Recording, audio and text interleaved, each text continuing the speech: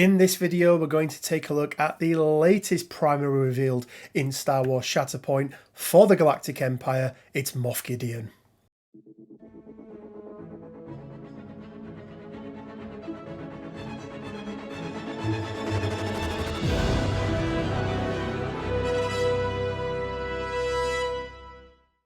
Hey guys, Rich from Rich Gaming. Hope everyone is doing fantastically well. Welcome to this, another Star Wars Shatterpoint video. And in this video, we're going to be taking a look at the brand new databank download for the brand new primary for the Galactic Empire. It is, of course, Moff Gideon. Premiering in the Mandalorian season 1, I believe, maybe even season 2. I think it might have been season 1. He has wielded the Darksaber. He commands a unit of Dark Troopers.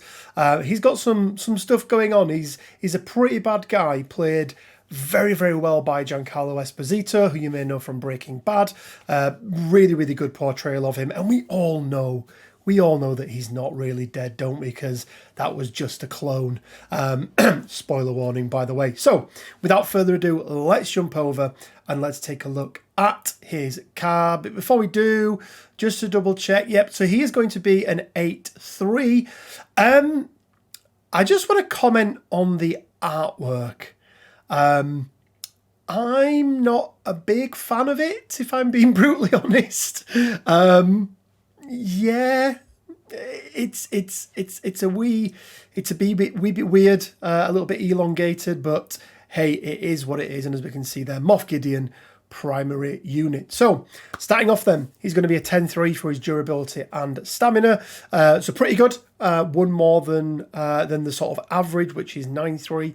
So starting off then, we have a tactic ability, and that is going to be smug determination. And it's fair to say he is a little bit smug, to say the least. At the start of this unit's activation, choose an allied Galactic Empire character within range 4. Each character in this unit and the chosen unit may dash. We've seen it before. It's some really, really nice movement to get not only yourself, but other characters up the board as well. And it is important to note that whilst it says each character in this unit is just Moff Gideon and the chosen character. So you're not choosing a unit, you are just choosing a character. So if you target a couple of stormtroopers, for example, so a unit of stormtroopers, there's 2 characters in there, only one of them will be able to make that dash. His first active ability is going to be Long Live the Empire. Choose an active objective and a Galactic Empire supporting unit. One character in the chosen unit may reposition toward that objective. Then the chosen unit suffers 2 damage. If this effect wounds the chosen unit, that unit may remove 1 wounded token, all damage, and 1 condition from itself. If it does, that unit gains an injured token. Ooh, that is really, really interesting. So you're going to take a wound. I don't believe that your opponent is going to get the momentum token from that. I would have to double check, but because it's your active ability, I don't think your opponent will get the momentum token for it. But it essentially keeps them alive, or keeps them alive, but on 1 wound. Really, really interesting. Really interesting indeed. He's got an innate ability, assume that I know everything. When an opposing player would... oh my word. Okay, it's not quite as good as I thought. When an opposing player would spend force to place a unit's order card in reserve, they must spend an additional 1 force. So it's not something that you kind of do a lot, right? It may be, once, maybe twice through an entire order deck that you're spending a force. But really, really interesting. I think this will also affect things like, it will affect things like Kalani. So Kalani, who can put himself into reserve for essentially 1 force less, now it's going to cost 2 force, so it would now just cost 1 force. Somebody like Obi-Wan Kenobi, with his ability that lets him jump in to the into the reserve spot, that's normally free. That's now going to cost 1 force, I believe. So yeah, really, really like this. It's a little thing, but it's really going to make your opponent have to really think about whether or not it's worth putting that unit into reserve or not. So yeah, really, really like this. Really, really like this. And then lastly, and the thing that it'll all be built around is his identity. You have something I want. When an allied Galactic Empire character performs a melee attack as part of a combat action, if the defender is contesting an objective that you do not control, add 1 die to the attack roll. That's kind of okay. It's kind of okay. It's a little bit niche. You can't be contesting it. It has to be a melee attack. So yeah, it is a little bit niche, but we'll see what else he's got. And then additionally, when determining control of an active objective that a character in this unit is contesting, if there is a tie, this unit's controlling player takes control of the objective. Now that is much, much bigger. Think about like Fifth Brother and how he often is the difference between scoring and not scoring those VPs. The fact that there is now a primary on the board that does that is pretty darn good indeed. So I think his first half is kind of okay. His second half is really good, and I get why they've put them together, because I think one of them by themselves wouldn't have been good enough. But yeah, really, really like this. Really, really like this indeed. Let's scroll down then and let's take a look at his stance cards. So on his first side, he's going to have Burn Them Out. He does have a ranged attack, as we'd expect. So he's going to be 6'5", and 7'6" in ranged and melee. He is he's got pretty good melee expertise. I do quite like that. For 1, you're getting 1 and a damage. It sort of peters off. 4 is still really, really good, but obviously he's wielding that Darksaber. Moff Gideon's blaster pistol, it's kind of okay, but this feels like it's far more of his melee side. Damage wise, he's going to be maxing out at 1, 2, 3, 4, 5, 6, 7, 8, 9, 10, 11 damage on this side. Now you do need 6 results, 3 of them to be expertise to be able to get that, but really, really good. He's also going to be able to trigger an active ability.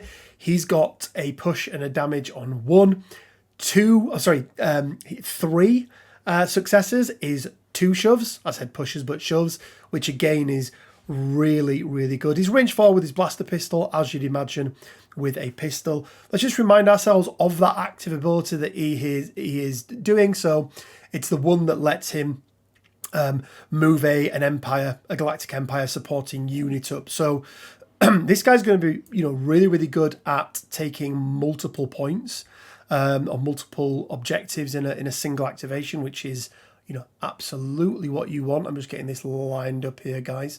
And then his other side is going to be, wow, that's a really interesting tree. Self-interest. So this is more of his range side. 7'6" on his ranged, 6'5" on his melee. His battle armor is almost identical, but he does get a reposition rather than the heal, which makes sense because this is going to be the one that you're using at range. His blaster pistol on 1 expertise is a crit and a pin. That is very, very good. Darksaber not quite as potent, is it? Is it quite as potent? Actually, it's identical. So the Darksaber is identical, but definitely that ranged expertise has been upgraded on this side. Let's have a look then. What's he got in here? So he's maxing out at 5 successes. So whilst he's got a lot on there, it is very much going to, you know, you're not going to be able to do everything. So starting out with 2 damage, and then you get the choice of 1 damage with either a disarm, a strain, or a shove. And then you've got another damage, active ability on 3, which is nice, and a shove. And then a couple more damage, heal and a damage, recover and a damage, double recover. And then at the end, you've got exposed damage, double damage, reposition, and damage. So yeah, a couple of conditions that he's dishing out there. So in a single attack, he's able to dish out a pin, a disarm, and an expose, or he can do a pin and a strain if he wants to. But yeah, I think this guy is looking pretty solid. I just want to go back to his card a second and just sort of remind ourselves. So 8 squad points. So, you know, we would assume then that the Death Trooper, who is going to be the secondary in this unit, they're the really tall, sort of black, shiny stormtroopers, and then the 2 dark troopers are going to be the supporting unit. Again, those dark troopers are essentially droids. That's what they are. There's no people in there.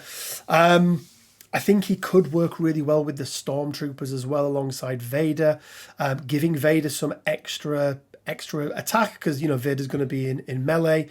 For me, the 2 sort of standout things are going to be that assume I know everything, forcing your opponent to spend an extra force, especially coming up against Galactic Republic. That's going to be really, really tough for them. And then his second half of You Have Something I Want, where he does break ties, is very, very good indeed. We're going to leave it there, guys. That was just a really quick review. Let me know what you guys think down in the comment section below. Do you think Moff Gideon's got some legs? We obviously need to see the rest of his squad that he's bringing with him. The rest of his squad pack, sorry. And as I say, that will be the Death Trooper, who will be the secondary, and then the 2 Dark Troopers, who will be the support units. And you would imagine they're going to be 4, they're going to cost 4 points each, because he is an 8. I can't see them doing a 5-3. Maybe a Dark Trooper's 5-3, who knows? Maybe if it's a Dark Trooper Sergeant or something. But yeah, we'll have to wait and see.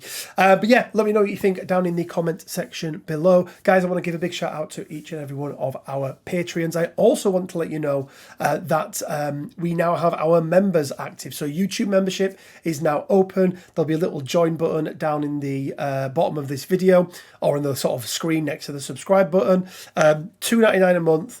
You can become a member. You get some really cool emotes to use, and some really, really cool sort of live chat little stickers that you get in there as well. So a couple of things in there. I'm looking at adding a couple of the things in there as well. But if you don't want to support us on Patreon, you can now support us on YouTube directly through the YouTube membership. And a big shout out to everyone who does support us on Patreon. It really, really is appreciated. And if you don't want to support us on either of them, you don't have to. You don't need to spend the money to help us and support the channel. You can do so just by hitting that subscribe button, hitting that like button, and making sure you leave a comment down in the comment section below. It all really, really does help. Make sure you head on over to our Discord. We're going to be announcing our latest Shatterpoint event in the next week or so. It's going to start mid-March, so make sure you check that out. And as always, guys, it leaves me with just enough time to say stay well, keep safe, and until next time, may the Force be with you.